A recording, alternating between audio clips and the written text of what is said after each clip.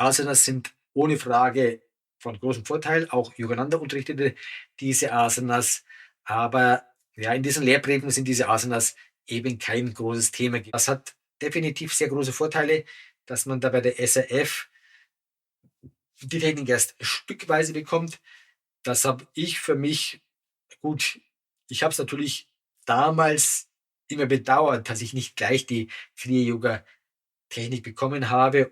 Yogananda war ein großer spiritueller Meister und das, was er von sich gegeben hat, als Didaktiker, als Lehre, für das Lehren des Kriya-Yoga, das ist nicht zu unterschätzen und ich kann nur jedem empfehlen, bei Yogananda oder in der SEF vorbeizuschauen, sich die Lehrbriefe sich kommen zu lassen, die durchzuarbeiten, dort den Kriya-Yoga mal zu erlernen.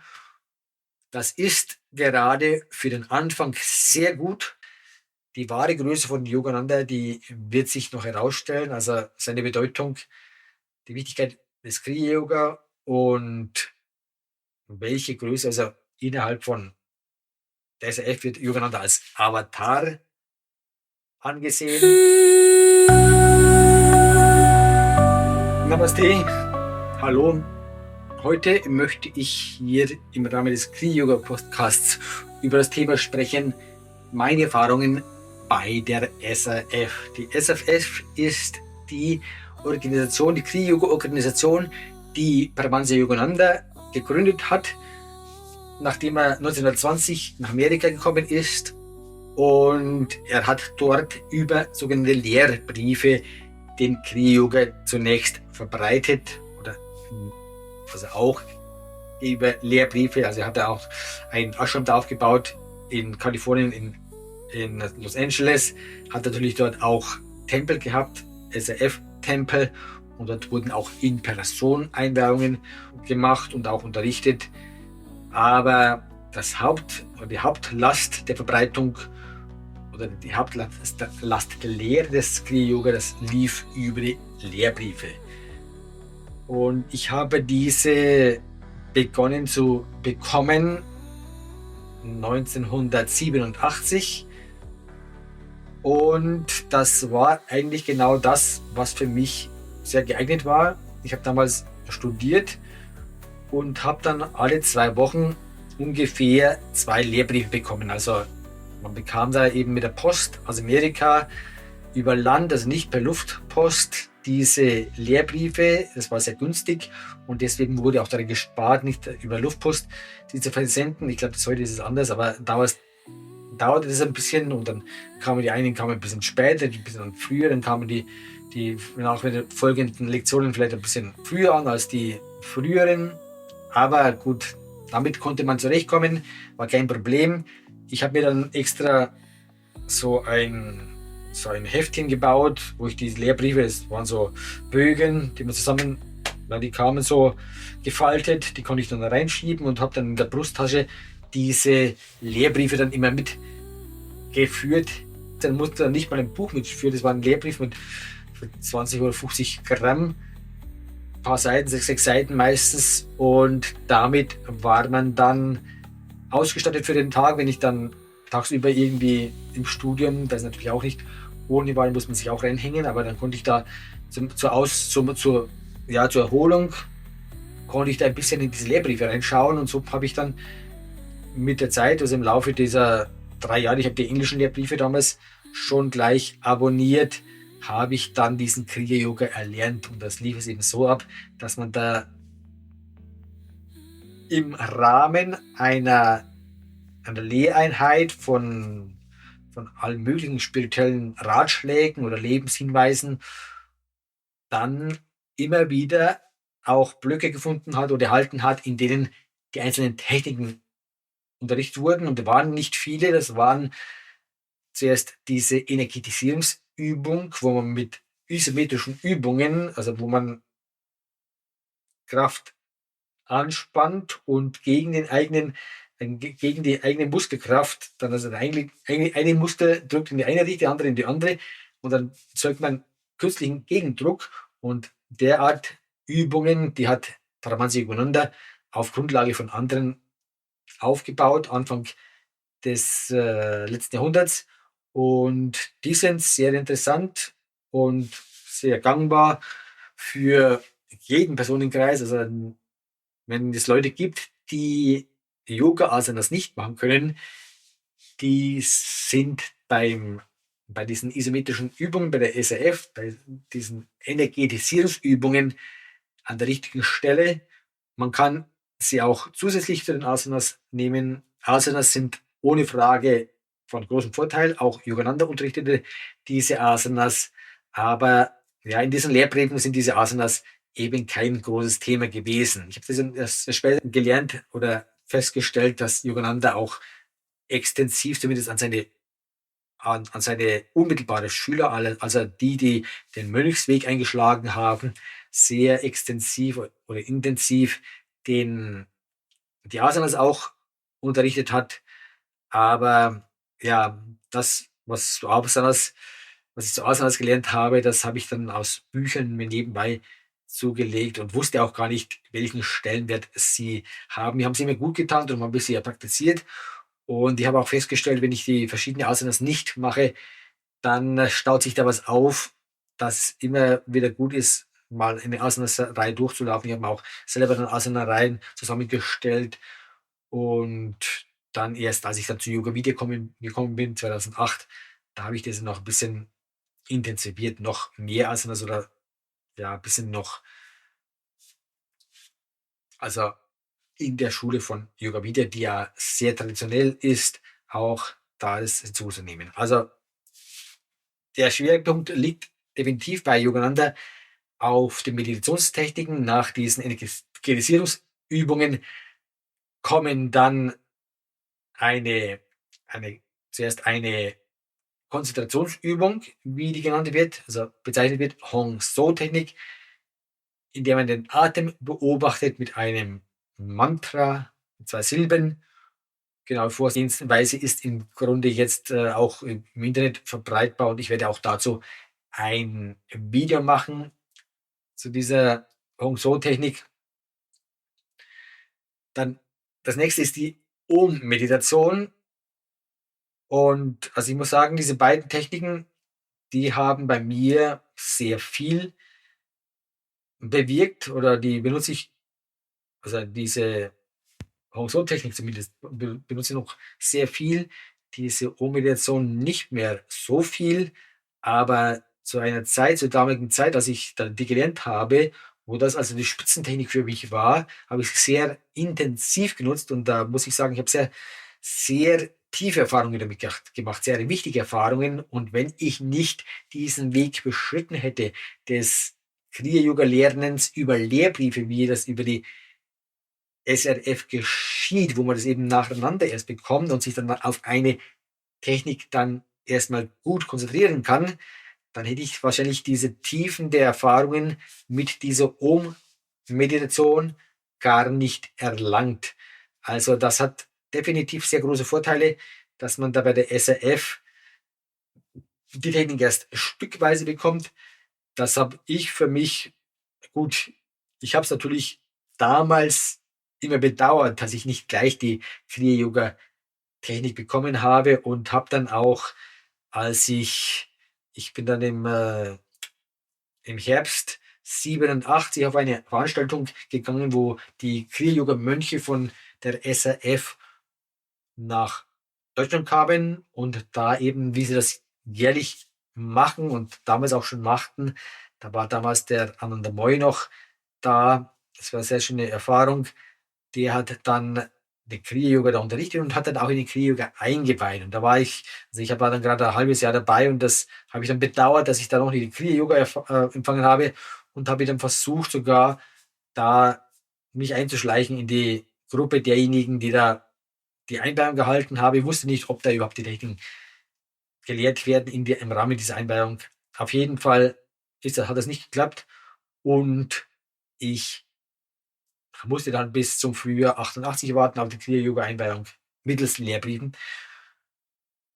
Bedauerte das natürlich im Nachhinein auch überhaupt nicht. Also jeder, der meint, da jetzt ein halbes Jahr ohne die Kriya-Yoga-Technik, da würde er groß viel verlieren. Das ist definitiv nicht so. Es ist von Wert, sich auf die vorbereiteten Techniken die Konzentrationstechnik, die Hong-So-Technik und die Om-Meditationstechnik zu konzentrieren, diese intensiv zu studieren und zu praktizieren, um dann gut vorbereitet zu sein auf die Kriya-Yoga-Techniken. Also das habe ich alles sehr gut empfunden. Ich war dann auch im Jahre 89, war ich dann auch in Amerika und habe mir dann Hidden Valley, war ich eine Woche in einem Retreatzentrum für Männer. Da wird ein bisschen geschaut auf die Trennung von Mann und Frau. Gibt es auch Frauen-Ashrams und Männer-Ashrams.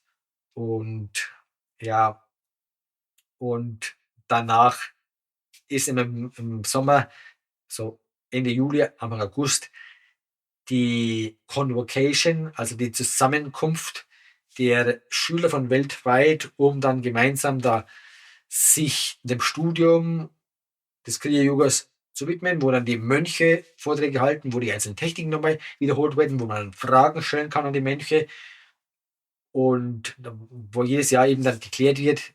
Genauso kommen die Mönche dann in die Länder und da ist dann ungefähr das gleiche Programm oder natürlich ein bisschen geringer, weil diese Convocation dauert eine Woche. Inzwischen wird das auch alles online ausgeführt und natürlich hat sich die SRF auch weiterentwickelt.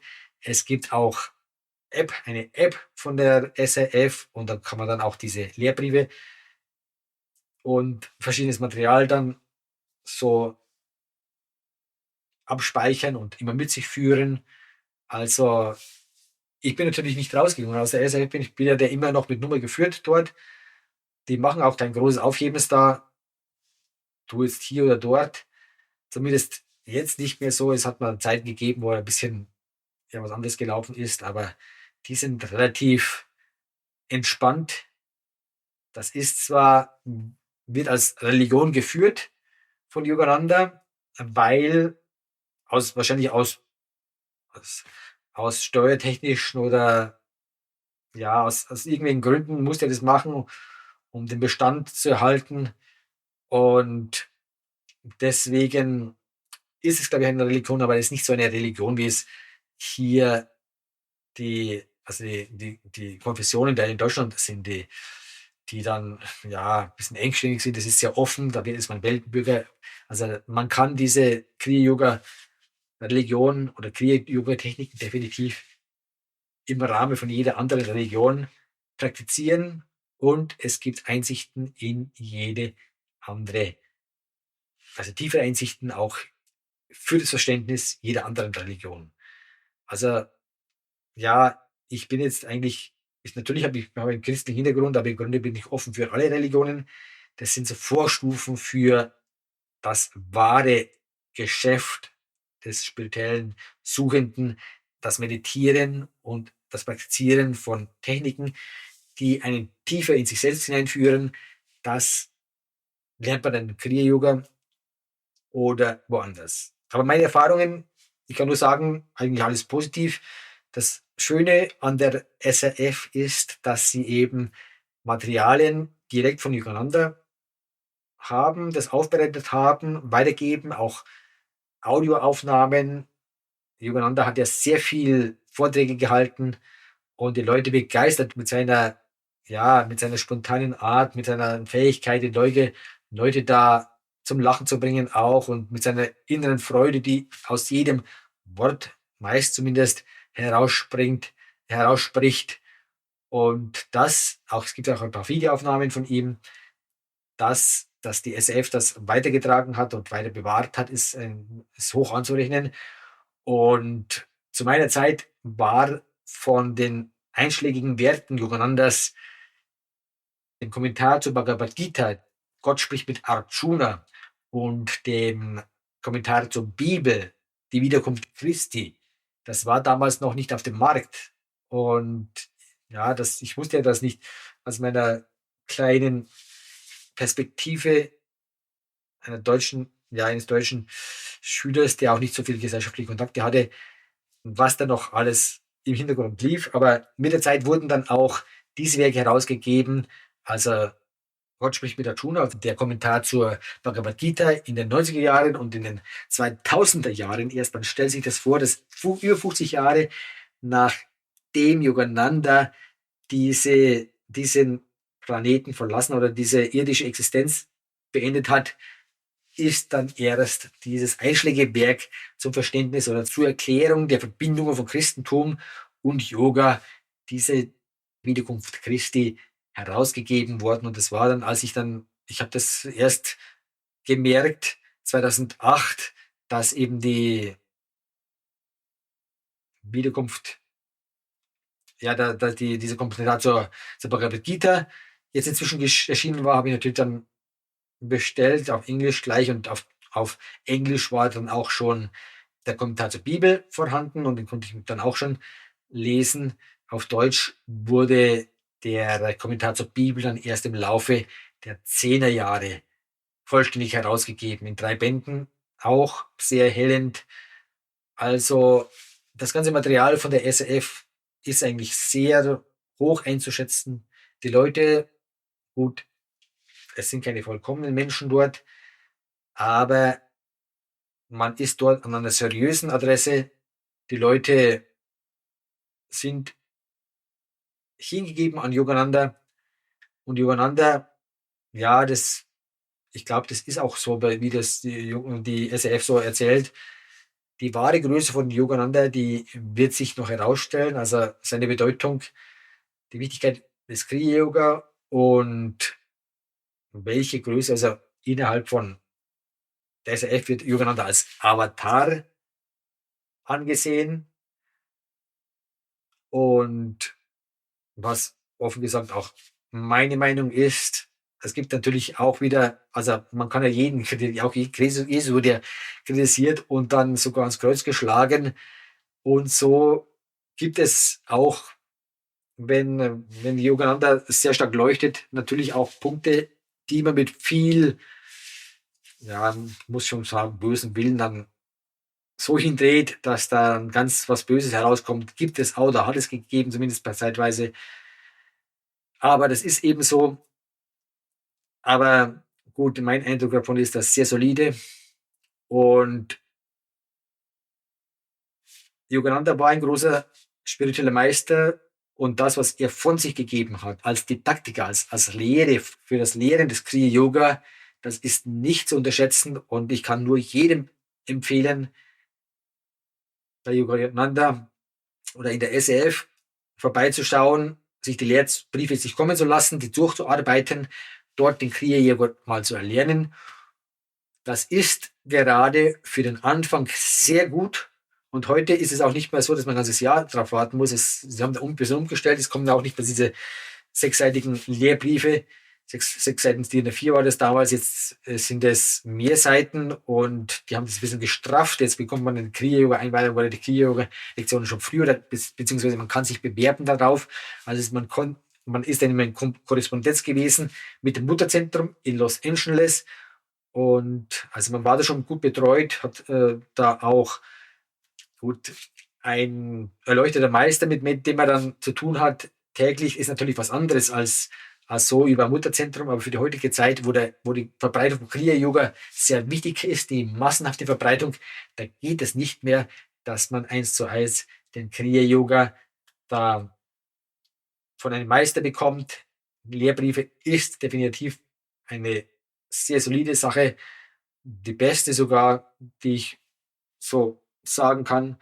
Und dann kann man ja, wenn man das mal erhalten hat, auch, also wenn man das durchlaufen ist und will dann immer noch mehr. Es gibt ja manche, die sind sehr zufrieden mit dem, was die SRF zu bieten hat, mit der ganzen Literatur, die sie zu bieten hat, vielen Büchern von Yogananda selbst und von Schülern und dem ganzen Audiomaterial, also die ganzen Vorträge von Ananda Moy, von der Dayamata und vielen, also sehr inspirierende Vorträge. Also wenn man das noch braucht, dann ist man da und damit zufrieden ist man da möglicherweise ein Leben lang gut aufgehoben. Und wenn man dann immer noch nicht genug hat, wie das bei mir dann der Fall war, wo ich dann gemerkt habe, diese Techniken haben sehr gut geflickt am Anfang, ein paar Jahre. Und dann hat sich da ein bisschen was geschliffen und die wirken nicht mehr so, wie ich mir das gewünscht habe. Und mein Fortschritt, ich wollte ja eigentlich erleuchtet werden. Was ist es damit? Eigentlich hat Yogananda gesagt, in 3 Jahren kann man erleuchtet werden mit diesen Techniken, wenn man sie intensiv praktiziert. Und dann habe ich da ein bisschen mehr nachgeforscht. Und dann bin ich halt auf was gekommen, dass da eben noch mehr gibt und noch anderes gibt. Und was der Haken daran sein kann. Und deswegen habe ich mich auf die Suche gemacht, habe dann auch was gefunden. Und will das, worauf ich da gekommen bin, auch weitergeben und darf das auch jetzt nach weiteren 15 Jahren, muss man sagen, habe ich jetzt die Lehrerlaubnis bekommen, eine Richtung des Kriya-Yogas zu verbreiten. Darauf werde ich dann in einem gesonderten Video eingehen. Und wenn du interessiert bist, da mehr zu erfahren über diesen Kriya-Yoga, über Kriya-Yoga allgemein, über das, was ich vom Kriya-Yoga weiß. Ich weiß natürlich auch nicht alles, aber mein Wissen werde ich jetzt so weitergeben. Und das, was ich jetzt unterrichten kann, das werde ich dann auch erklären. Dann abonniere bitte den Kanal, lass ein Like da, damit dieses Wissen dann auch verbreitet wird, dass mehr Leute davon erfahren. Und dann wirst du erfahren, wenn nächste Videos rauskommen, oder du kannst auch auf den Kanal schauen, was schon alles vorhanden ist. Die Themen, die dich interessieren, dann genau unter die Lupe nehmen. Namaste, alles Gute, Jai Guru, kann ich jetzt sagen. Jai Guru heißt also Heil, Sieg, jetzt keine falschen Gedanken jetzt, also im Sinne des Spirituellen natürlich nur dem Guru halt ein Hoch zurufen, der Paramahansa Yogananda ist, und der ist definitiv für mich ein Guru oder der wichtigste Guru, obwohl ich den persönlich nicht kennengelernt habe, und das hat auch sein Gutes, meinen Guru nicht persönlich kennengelernt. Es gibt ja andere. Persönlicher Kontakt im Kriya-Yoga ist auch nicht ohne, konnte ich auch erfahren, dankenswerterweise, dass ich das noch konnte, den Urenkel von Lahiri Mahashaya zu treffen. Aber der Gründer der SRF, der Gemeinschaft der Selbstverwirklichung, wie es ja auf Deutsch heißt, Paramahansa Yogananda, ist definitiv ein Ausnahme-Guru, wenn man das so sagen will. Guru alleine heißt ja auch nur Lehrer, aber Guru als Avatar möglicherweise, das muss ja jeder selber für sich entdecken, ob es ist. Material ist genügend da, um das zu untersuchen. Das ist für mich Yogananda und das wird auch immer bleiben. Und ich bin auch im Inneren in seinem Auftrag unterwegs, in dem, was ich mache. Also jetzt nochmal Namaste, Jai Guru. Alles Gute, bis zum nächsten Mal. Und wie beim letzten Mal angekündigt, folgt nun ein Song aus dem Label Bernd Prokop. Und was passt besser als ein Song über Yogananda? O Yogananda, du Meister des Lichts. O Yogananda, du Meister des Lichts, ein Stern, der durch die Dunkelheit bricht. Weltenlehrer, Botschafter der Harmonie, ein Pfad des Kriya leuchtet durch dich wie nie. Von den Hügeln in den stiegst du empor, mit göttlichem Wissen im Herzen geboren. Die Weisheit des Ostens hast du gebracht, in den Westen, wo sie neu erwacht. Dein Leben, ein Opfer von Liebe, durchdrungen mit Worten und Taten, das Göttliche gesungen. Autobiografie eines Yogi, dein ewiges Lied, ein Buch, das den Sucher zur Wahrheit zieht. Du lehrtest den Atem, den stillen Fluss, ein Weg zur Seele, den jeder gehen muss. Die Kunst des Kriya, die Energie befreit, in jedem Herz, das nach Einheit schreit. Mit Sanftmut und Stärke hast du gezeigt, dass Gott in allem lebt, was uns geweiht. In Meditation, in Dienst und Gebet zeigst du den Weg, den jeder versteht. O Paramahansa, dein Blick